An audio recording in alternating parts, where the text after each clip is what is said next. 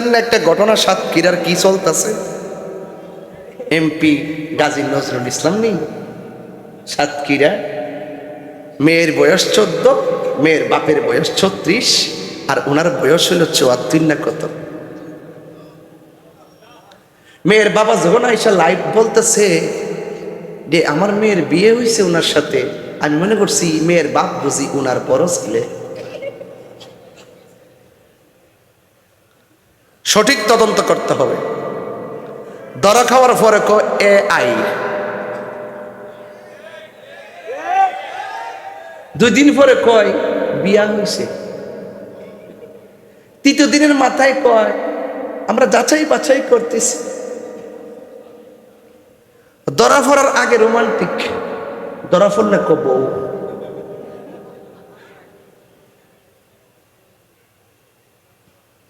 এই সমস্ত ঘটনা AI বলে চালিয়ে দেওয়া বিকৃত যৌনাচার।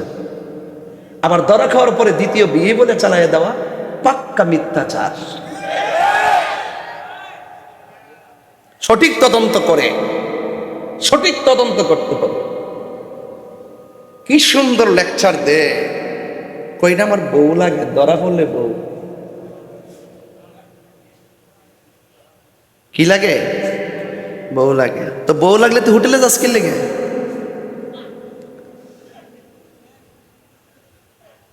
যেই মাত্র কইছে এটা আমার দ্বিতীয় বউ, আর একটা ভিডিও ভাইরাল হইছে, মানুষ গিয়ে ধরছে, কই আপনি হোটেলে কি করেন? এই মেয়ে তুমি কে? এই আপনি কে? কাছে এখন রাখেন না, রাখেন না, এগুলা কেউ বন্ধ করেন না, বন্ধ করেন না।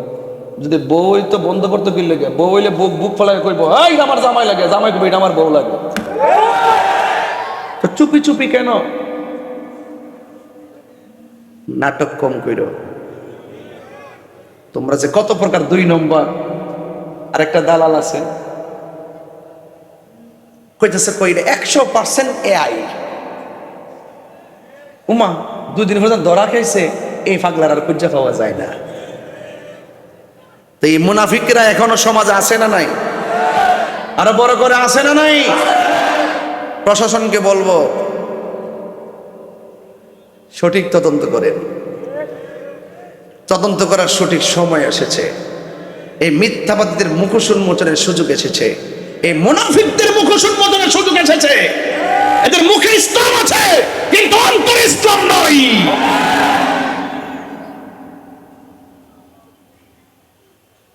এই মুনাফিকরা আমার নবীর বিরুদ্ধে মিথ্যাচার করে চালিয়ে দেয়।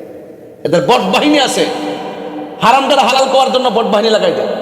কত প্রকার দালাল লাগাই দিছে, নিউজ টিউজ কইরা একবার আল্লাহর ওলি বানাই নিতেছে। এই মুনাফিক এখনো সমাজে আছে। আমরা হুজুর মনে জানে না এগুলা, হুজুরে শুনছে না তো। আজকে সারাদিন ধরে হুজুর চলতেছে আর কি। এই যে কুষ্টিয়ার একটা আছে না মাথা পাগল, নাম কি? আমির হামজা। একই কথা নেন হুজুর, হে কইতাছে আল্লাহ পাক রব্বুল আলামিন হাসর মাঠে সর্বপ্রথম জান্নাতে সাতক্ষীরা দিয়া শুরু করবে।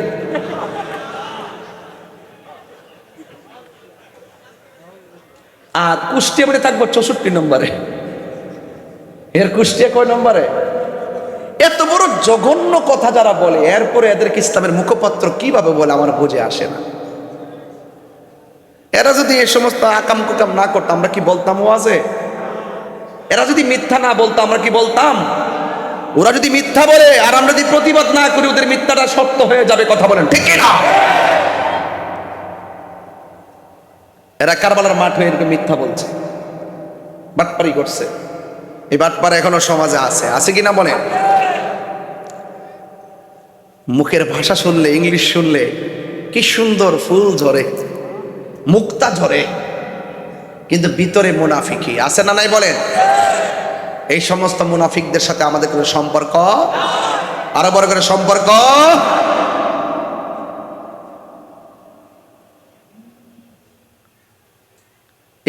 এই যে লোকটা ধরা খেয়েছে না, এই লোকটা দেখলাম নির্বাচনের সময় এইভাবে সাদা পর্দা লাগাইছে। এই পাশে মেয়েরা আর এই পাশে উনি দাঁড়ায় দাঁড়ায় পর্দার কাছে যায়, এমনি এমনি কয় আপনারা ভালো করে চলবেন, পর্দা করবেন। আর হোটেলে যায় একসাথে।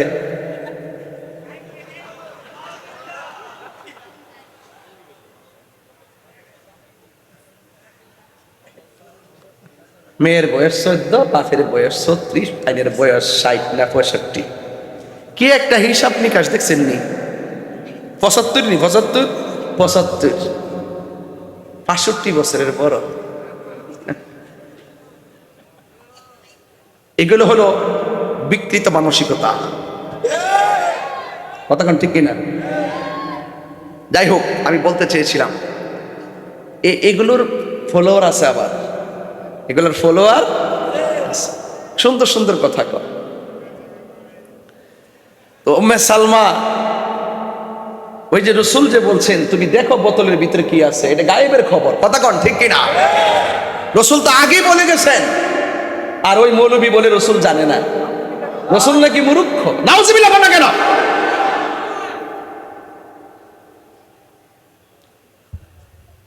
আমাকে অনেকে বলে হুজুর দেশের পরিস্থিতি তো ভালো না, এখন আপনি একটু হিসাব নিকাশ করে কথা বলেন। আমার 2 দিন পরে পরে হুমকি দেখো তোর আয়ু শেষ। আমি কই আপনি আজরাইলের দায়িত্ব কোন দিন থেকে পাইছেন? আপনি আজরাইলের দায়িত্ব কোন দিন থেকে পাইছেন? তা আমার সামনে আইন। মৃত্যু একদিন হবে, সাদাকে সাদা বলতে হবে, কালোকে কালো বলতে হবে, হককে হক বলতে হবে, বাতিলকে বাতিল বলতে হবে।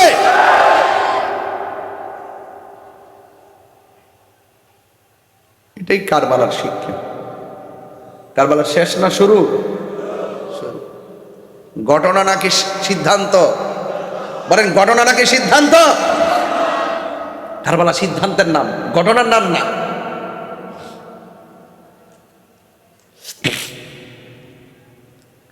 আল্লাহর হাবিব বলেন উম্মে সালমা, আমি বোতল দিয়ে গিয়েছিলাম মাটি, এই মাটিগুলা দেখো রংটা কেমন আছে দেখো। উম্মে সালমা রাদিয়াল্লাহু তাআলা আনহা বলেন, ইয়া রাসূলুল্লাহ, নবী গো আমার, আপনার দাড়ি মোবারকে কেন বালু দেখা যায়? আপনার চুল মোবারকে কেন মাটি দেখা যায়? আল্লাহর হাবিব বলে, এই উম্মে সালমা, আমার আদরের কলিজার টুকরাকে ইমাম হুসাইন রাদিয়াল্লাহু তাআলা আনহুকে যখন মাটির মধ্যে শোয়া দিল, গলার মধ্যে ছুরি চালায়া দিল, আর আমার হুসাইন যখন নানা গো কইয়া ডাকটা দিল, আমি মদিনায় থাকতে পারি নাই। আমার নাতি হুসাইন রে জরায়া দইরা গড়া করি খাইলাম, আমার গায়ে সেই ধুলাবালি লেগে আছে। আকাশে কান্দে, বাতাসে কান্দে, কান্দে দরিয়ার পানি, দুই পুত্র হারায়া কান্দে ফাতেমা জননী রে। হায়রে আমার সোনার চন্দ্রমণি, হায়রে আমার সোনার চন্দ্রমণি, এই আকাশে কান্দে, বাতাসে কান্দে, কান্দে দরিয়ার পানি,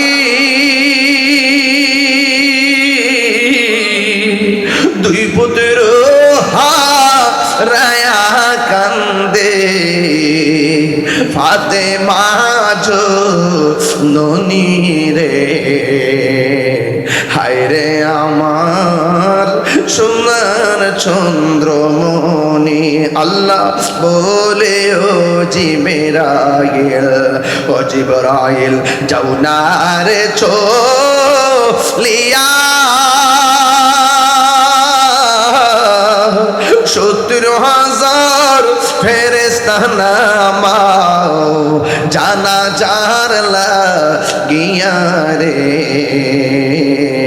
হায়রে আমার সোনার চন্দ্রমণি, হায়রে আমার সোনার চন্দ্রমণি। নাই নাই হুসাইন নাই। দামেস্কের বাজারে ঘরের ভিতরে ঢুকিয়ে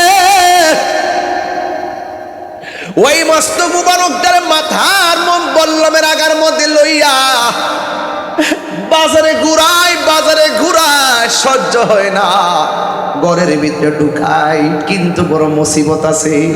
একজনে দেখলো কল্লা নাই, দেহ থেকে কল্লা আলাদা, ঠুটে কথা কয়।